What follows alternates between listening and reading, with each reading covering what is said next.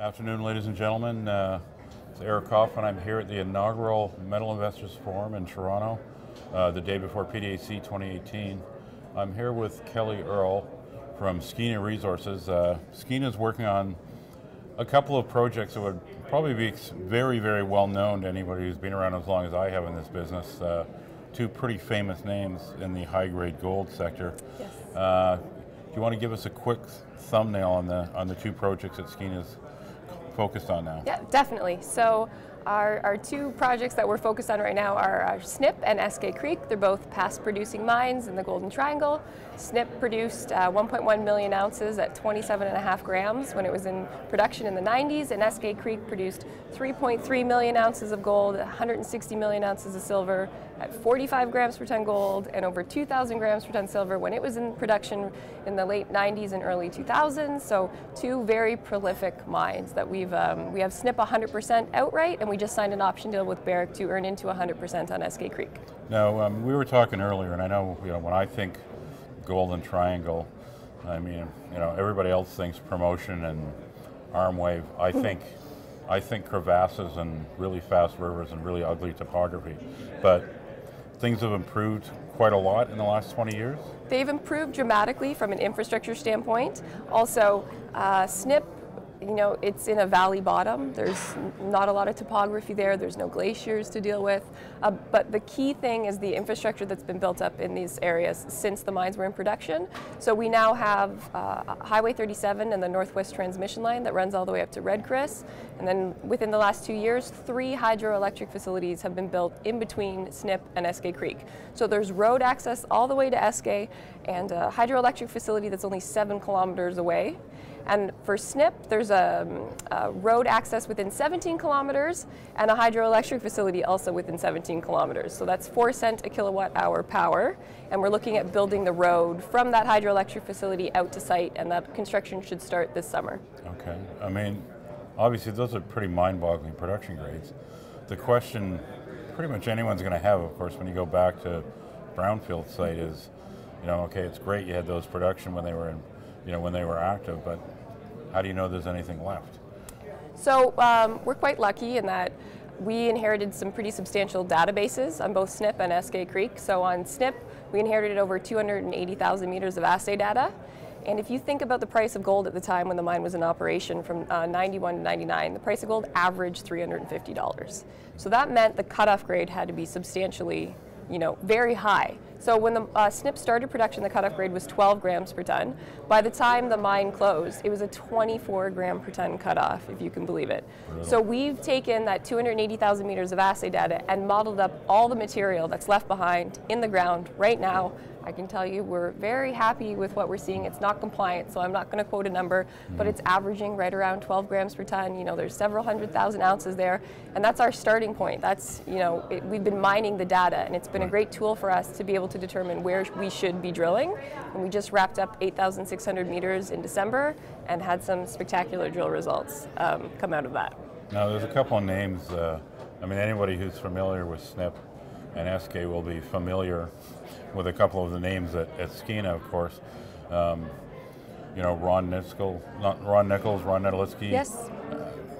Did the two Rons have any sort of ideas? Because in both cases, those were discovered. Ron is credited with both, and I think both Rons worked on both. Yes, definitely. And both of them were taken over by bigger companies, put in production by them. Do those guys have some ideas that have been kind of kicking around in the back of their head for the last 20 years that they want to? Yeah, so they've always known that there's a lot of material that was left behind that was just never mined. So the Skeena really refocused at the end of 2014. That's when our new CEO, Walter Coles, paired up with Netolitzky, and he said, Netolitzky, let's go back to an area that you know the best. Let's go back to the Golden Triangle. You're famous, the markets were bad, let's be contrarian, let's pick up assets when the markets are down and you can do good deals, which is what we did. But we did this because they knew that there was material left behind. And I'll give you an example. At Eskay Creek, the original drill hole went into an area called the 21A zone, which was near surface. So this was where the discovery hole was that kicked off all the exploration. But subsequent to that, the 21B zone was discovered. That's what was mined out at that 45 gram per ton average. Right. So the 21A zone was just left sitting there, even though there's, you know, several 100,000 ounces sitting near surface. And going through all the historical data, we inherited 700,000 meters of data with Eskay Creek. Wow. It's unbelievable, the grades and the lengths of material that's left behind. So I'm talking like 63 grams per ton gold equivalent over 23 meters. Wow. So we'll have an initial surface drill program at Eskay Creek this summer, and it's going to focus on areas like the 21A. So don't be surprised if you see some spectacular drill results coming out from Eskay Creek, just like we just had coming out of Snip. And do they have any ideas in terms of areas away? I mean, I don't know if there's anything. I mean, that's a lot of meterage on what isn't a gigantic property.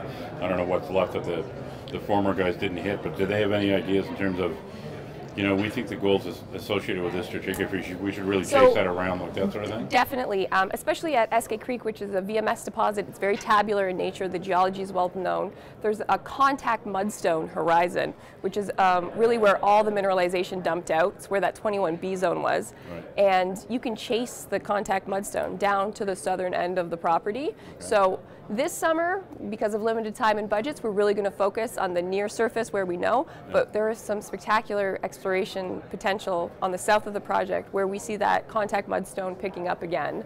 So for future programs, definitely there's a lot of, it's pretty surprising how much exploration potential, but if you think of the price of gold at the time, the cost of drilling, the lack of infrastructure, it actually makes sense why they didn't get to all the targets they wanted to on the property back in the 90s. So this year's mainly going to be about exploration. Do you see any point to doing a resource this year, or are you going to wait until you get a few things strung together? So at Snip, I'd say we're closer probably to a resource there at Snip, but I would say probably 2019 we'd have an initial resource come out. Eskay Creek, the nice thing about Eskay is we have all the core. We don't have the core for Snip, we do have all the core for Eskay Creek. So it'll be a lot faster process to push it into a measured and indicated resource. Right. So depending on how drilling goes this summer, and we're about to engage an engineering firm and a resource geologist, it could be quite quick to be able to push it into a measured and indicated category. We've already modeled up all the material that we think is left behind, and it's a pretty impressive number, and it's ranging around 7 grams per ton. So we could potentially see a resource in 2019, but we'll have to see how drilling goes at Eskay this summer. Okay, there you have it. Two very well-known names that sound to me like they're slated to generate some pretty exciting results through this summer. Thanks for coming by to talk to us, Kelly. Thanks very much, Eric. Okay.